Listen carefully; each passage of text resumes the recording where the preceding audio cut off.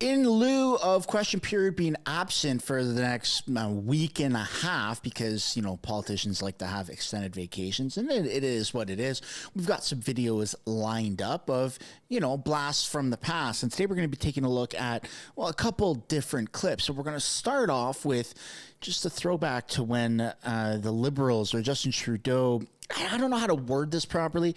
It seems like he tried to, or the Liberals or the government tried to ban Christian prayers for Remembrance Day. Very weird. I don't know if they actually banned it, but that was kind of circulating around during that time, where it just seemed like they were going to not do prayers, or the military wasn't going to, and the government wasn't going to. It's very, very bizarre. Welcome back to the channel. Welcome back to a new video, everybody. Before we get into it, I want to encourage everyone to smash the like button, subscribe if you haven't yet already. It does really help grow the channel. We are a carbon tax sliver away from 100,000 subscribers, and I've said it before, and I'll say it again. Once we reach over 100,000, I will personally be going to one of the next live question periods in Ottawa to watch. So if you don't want to subscribe to the channel because you don't want to support me, maybe consider subscribing, because the government doesn't want you to, and I will be going to attend it live. So now we're going to watch the first clip of this very weird debate where the Conservative MPs bring up the fact that,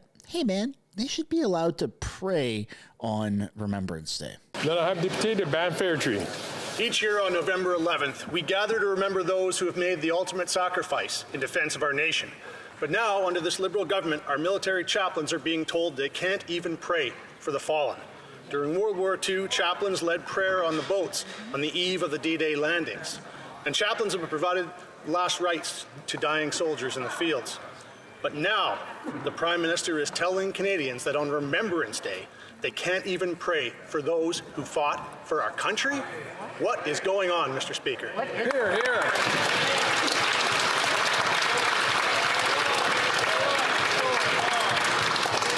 Over there. Shameful. That's hideous. Stephen. L'honorable secrétaire parlementaire. Monsieur le Président, écoutez, aujourd'hui. Mr. Speaker,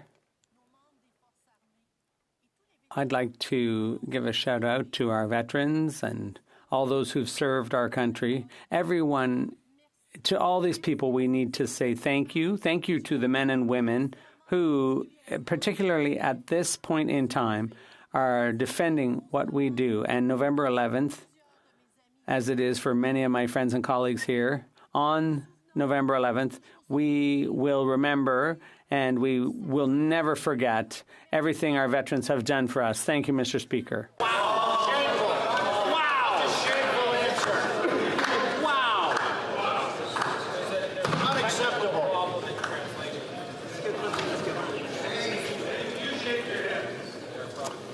I'd love to know what you guys think down below in the comments of that clip, because next up we have Melissa Lantsman, who's, so to speak, Pierre Poilievre's right-hand man, or person in this case, woman, who goes toe-to-toe with the Liberals. Now, when it comes into when you look at the rank structure, the pecking order of who the most popular or has the best zingers Conservative MPs, obviously Pierre Poilievre, and then I kind of flip-flop between Andrew Scheer and Melissa Lantsman. She's very well-spoken, she's very tough, she doesn't put up with any crap, and yeah, she doesn't really have a long list of, ums and ahs the way that most Liberals do. So sit back, relax, and I hope you enjoy this clip as much as I do. The honourable member from Thornhill. Prime Minister said Tuesday that there will absolutely not be more carbon tax exemptions under his watch, but Canadians struggling with the high cost of gas, groceries, and heating their home have a word about that, or want a word about that. After 8 years of this Liberal NDP government, the Prime Minister is only giving the relief to a lucky 3% of the country, specifically where his poll numbers are in the gutter. He's already admitted that the carbon tax makes life harder. So will he let his MPs have a free vote on our motion on Monday to keep the heat on and take the tax off for all Canadians? The Honourable Minister. Thank you, Mr. Speaker. I noted the phrase, a lucky 3%. These are people who pay 2 to 4 times the cost of natural gas. These are folks for whom their costs have gone up by 75% during 2022. These are not the lucky 3%. We have focused on people who actually have a strong affordability challenge because of the inordinate cost of heating oil. We've put in place a measure that will ensure affordability, but will do so in a manner that fights climate change. Truly, a lucky 3%? Really?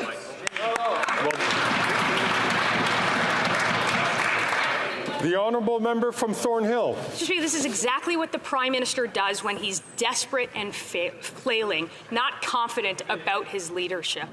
Canadians in other parts of the country now have one more reason to regret voting for them. Like in Northern Ontario, where a minister at the cabinet table has sold out her own neighbours and left them out in the cold. So will she vote with those who sent her to this place and scrap the tax on all home heating, or will she vote with the Prime Minister and remind Thunder Bay that she's just not worth the cost?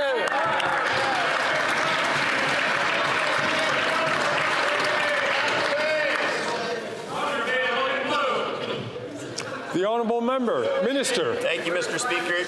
You know what she will do? She will stand with the folks that have an affordability challenge related to heating oil. They will apply in every province and territory in this country where provinces step up to co-deliver with the federal government. It is a plan that will address the short-term issues for those folks who are most pressed, but do so in a manner that will save significant dollars in the long term. It will address it in a manner that is consistent with fighting the existential threat of climate change. And I say again in this House, it is a shameful thing that in this country we still have a political party that does not believe in the reality of climate change and has no plan to address it.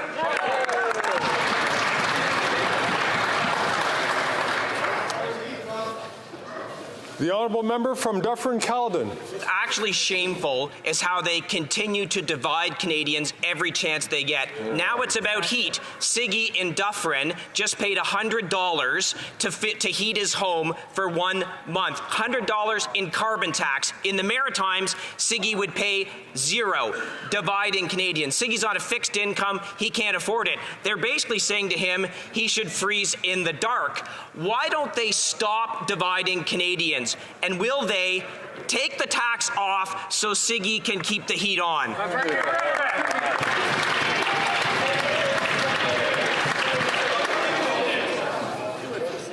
The honourable minister. The only folks in this chamber who are dividing Canadians is the Conservative Party of Canada. We are focused on ensuring that we address what is a significant affordability challenge. The heating oil costs 2 to 4 times what natural gas does, and it appreciated by 75% in 2022. It is time that the Conservatives stop playing partisan games and focused on good public policy that addresses critical issues that face Canadians, but does so in a manner that protects affordability and addresses climate change. Once again, I would say it is shameful that they have no policy to address climate change. The honourable member from Dufferin-Caledon. A minister making $300,000 a year, being driven around in a limo, says I'm making a political stunt when I talk about a retired senior who can't pay the carbon tax.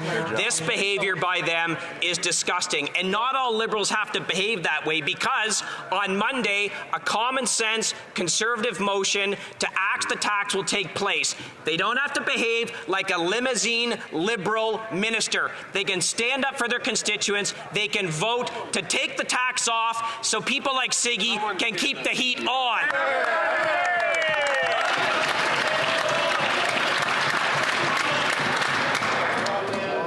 The honourable minister. Thank you, Mr. Speaker. In the awkward position of contradicting my colleague here in the House. In fact, on the other side of the House, they do have a plan. They do have a plan, and in fact, they had that plan, and some of them owe their seats to that plan. It was a carbon tax plan.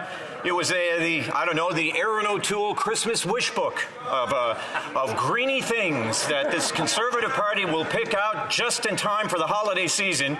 Mr. Speaker, once again, with the price on pollution, we put cold, hard cash back into the pockets of Canadians, not the O'Toole Christmas wish book.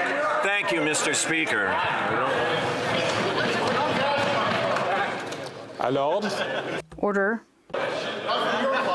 you could just not take it.